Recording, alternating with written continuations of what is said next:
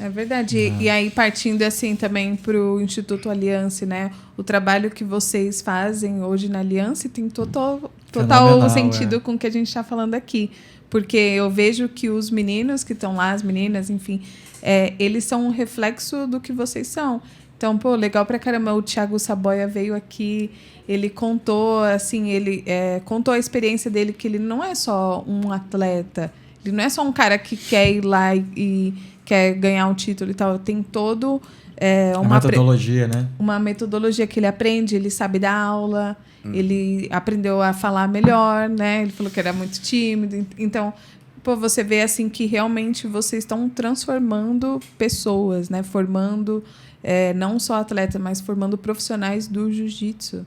Então, eu acho que esse é um diferencial nosso, né? E aí, obviamente, a gente traz esse cunho social através do Instituto. A gente entende que todo mundo precisa de uma chance, precisa ser ajudado. Isso não é um problema. Mas o que a gente faz de diferente e talvez isso cause tanta polêmica, é que a gente diz a verdade. E a verdade muitas vezes dói.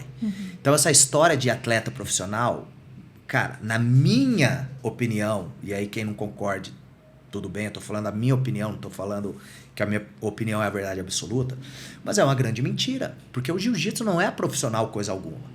A galera, mas e aquele campeonato que paga R$5.000? E aquele que paga $2.000? Cara, não é... Eu acho muito bacana, né? E torço que tenha mais. Eu quero que, poxa, todo mundo se dê muito bem com o jiu-jitsu, né? E queria que o jiu-jitsu pagasse como paga o futebol. Mas, cara... Eu acho que nunca vai acontecer. Realidade diferente, né? Porque no final do dia, quem é que vai pagar essa conta? Né? O jiu-jitsu ele não tá no mainstream. O jiu-jitsu, vamos ser sinceros aqui, é chato pra caramba de assistir. É muito complicado de entender.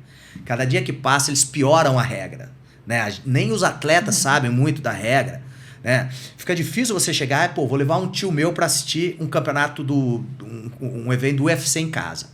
Ele nunca treinou arte marcial, ele nunca brigou, mas ele consegue entender, velho. Um soco é um soco e ele vê quem tá ganhando. Exatamente. Jiu-jitsu, velho. Imagina eu levar meu tio, vamos assistir um campeonato de jiu-jitsu. Ele vê dois caras fazendo double pull, o cara fazendo 50. Ele não vai entender nada. Então não é atrativo pra quem tá fora do jiu-jitsu. Isso é atrativo pra quem treina jiu-jitsu. Né? A gente que treina jiu-jitsu, a gente quer assistir a luta do Mika com o Tainan, velho. A hora que botar, a gente vai assistir. No caso, é um entretenimento pro público. Exatamente. Né?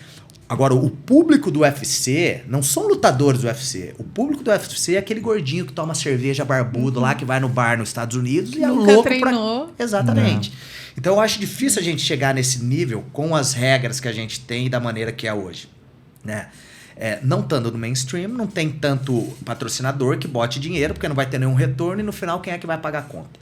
Então, a história que a gente conta é a verdade. O jiu-jitsu não é um esporte amador. Faça de tudo e aceite todas as oportunidades que o jiu-jitsu te dá em relação a você ganhar dinheiro lutando. Eu não sou contra isso absolutamente. Eu acho que, enfim, torço por isso. Mas entenda que é um dinheiro que não vai mudar a tua vida. Não é igual jogador de futebol, que você constrói a tua carreira e depois você compra uma ilha numa praia e, não vou fazer mais nada a vida toda. Você vai precisar ter uma transição de carreira. Então é o que a gente deixa claro. A gente vai dar todo o suporte que você precisa para você lutar um campeonato, para você ser campeão mundial, mas caso isso aconteça ou caso não, você precisa ter uma transição de carreira, que é ser professor de jiu-jitsu. Então a gente vai te ensinar um ofício. A gente vai te ensinar a ser um professor e não um puxador de treino. Porque quando você convive no treino de competição, você acha que você é professor, mas você não é. Porque aquele ambiente competitivo foi o único que você vivenciou.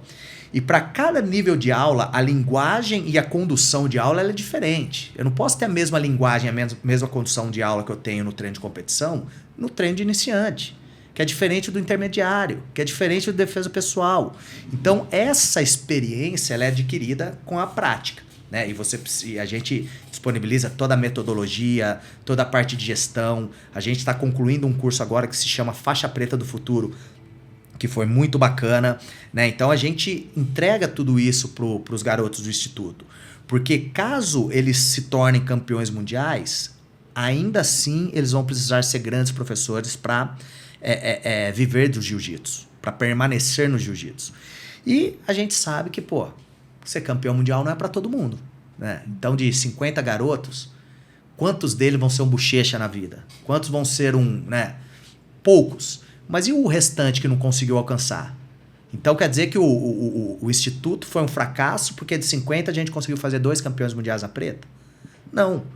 O Instituto vai ser um sucesso porque mesmo esses 48 que não foram campeões, os caras vão ser um puta de uns profissional de jiu-jitsu, vão dar aula melhor do que ninguém e vão dar aula em várias filiais que a gente tem aí, mais de 300 espalhadas em 25 países.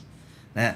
Então, eu acho que esse é o ponto, né, cara? É você dar ferramenta e oportunidade para o cara ser um ótimo atleta, mas é ele entender que essa transição de carreira vai aparecer algumas vezes na vida dele, né? Eu tô aí na minha 3ª. Eu fui atleta, eu fui professor e agora eu sou gestor, né? Eu faço a gestão de algumas academias. Então, enfim, essa mudança faz parte da vida. E se você não se preparar vai ficar complicado. Não, é bem legal você colocar isso e trazer realmente para a realidade, né? Igual você falou, assim, o esporte que está no mainstream, igual o futebol, você tem um salário mensal, né? Você o clube te contrata, você tem ali e não é qualquer salário, é um salário que você compra uma casa, você compra um carro, você dá carro para sua mãe, casa, enfim. E aí é diferente do jiu-jitsu que tá bom, tem os campeonatos que estão pagando, mas você tem que ir lá e ser campeão para você ganhar o dinheiro. E não é só um campeonato, você tem que ser do outro. Porque você vai ganhar um campeonato hoje, aí você ganha um dinheiro. Mas quem te garante que mês que vem vai ter outro campeonato que você vai ganhar? E é o que a gente fica tá falando muito, aqui. Pô, não sei o que. Muita coisa pode acontecer. Né? Hoje você Lesão, tá saudável, né? Amanhã a gente não sabe o que vai ser. Né? Então, você ter essa transição de carreira e ter isso muito bem desenhado na tua vida, né? Eu tinha um plano para minha vida muito antes de eu saber que esse plano era do Fábio, né? E ele me conta hoje ele já tinha esse plano. Então, quer dizer, óbvio que as coisas se alinharam e a gente estava ali num time muito parecido de, né? Quando eu estava terminando a minha carreira como atleta, ele já estava procurando um desafio maior, que era ficar à frente da associação e não mais se preocupar com a academia. Né? Agora eu também estou com algumas responsabilidades maiores dentro da associação e tudo mais. Então, né, tudo está se desenhando para que a gente continue essa transição aí. Mas, mais uma vez, a gente precisa se preparar para isso também. Né? Porque, e aí um papo muito, muito bacana, cara, que eu tive com o Fábio foi o seguinte... Ele chegou, um dia me chamou no escritório dele e falou: Lang, tô vendo aí que você é muito dedicado, muito comprometido, né? Tá se dando muito bem como atleta, mas eu preciso te contar uma história, cara. O teu sucesso como atleta não vai garantir o teu sucesso como professor e o teu sucesso como professor não vai garantir o teu sucesso como gestor. Para cada uma dessas personas, você precisa desenvolver um skill diferente. O trabalho duro é latente e acontece em todas elas, mas você precisa se preparar de maneira diferente para isso. E aí eu percebi essa história mais claramente na minha cabeça em 2010, quando eu havia ganho o meu 2º campeonato mundial na faixa preta. Cara, eu tinha ganho em 2009, como o Nathan falou, o Grand Slam, né? Então eu ganhei como o atleta mais consistente da revista Gracie Magazine, ganhei como grappler do ano da Tatame, 2010 novamente como atleta mais consistente, né? Tava construindo uma puta carreira, e aí eu ganhei o Mundial 2010 e tive que fazer a cirurgia no ombro. Então já voltei, tava com a cirurgia marcada, fiz a cirurgia, eu tinha um plano de saúde cachorreiro lá, que consegui fazer com que o plano cobrisse a parte hospitalar, e convenci o meu médico, que era um médico particular, a operar nesse hospital, que ele nem operava nesse hospital, porque ele operava, era muito baixo o nível do hospital. Mas ele viu toda a minha história e falou: puta, vou te ajudar, vamos lá, e vou te fazer um valor de, acho que era R$9.000 na época, que eu tinha, na verdade ele me cobrou a âncora, né? Tipo assim, eu precisei colocar 3 âncoras no meu ombro, e esse material era importado, eu tive que pagar o material e paguei um dinheiro que não era nem perto do que ele cobrava de honorário médico. E dividi esses 9.000 em, cara, a perder de vista. E aí fiz a cirurgia, e aí todos os dias eu encontrava a Rê, minha esposa, que na época era minha namorada, em frente ao trabalho dela. Aí ela comprava um prato feito no ticket e a gente dividia esse prato feito. E aí eu pegava o ônibus lotado, eu com o braço imobilizado, uma lata de sardinha, e ia até a fisioterapia para fazer a fisioterapia do ombro. E aí teve um dia que eu falei: velho, Cara, tinha 2 mundiais na preta, tinha ganhado o mundial de azul, roxo e marrom. Cara, 5 campeonatos mundial. Cara, se eu fosse 5 vezes campeão mundial de futebol, velho, eu ia estar chegando na fisioterapia de helicóptero, velho. Com certeza. De basquete, qualquer coisa. Eu falei, pô, então eu tô fazendo alguma coisa muito errada, velho. Como que eu tô devendo dinheiro que eu não sei nem como eu vou pagar? Né? Tô numa situação complicada, sendo campeão mundial várias vezes do esporte que eu pratico. O que eu tô fazendo de errado? Prato, né? Aí eu fui falar com o Fábio. Falei, puta, Fábio, ó, tá acontecendo isso, tô precisando ganhar dinheiro. E ele falou, pô, lembra aquela história que eu te contei? Exatamente isso. Aí eu falei, tá bom, tô convencido. Eu quero me aperfeiçoar como professor. Eu quero aprender a dar aula, eu quero ser um bom professor de jiu-jitsu.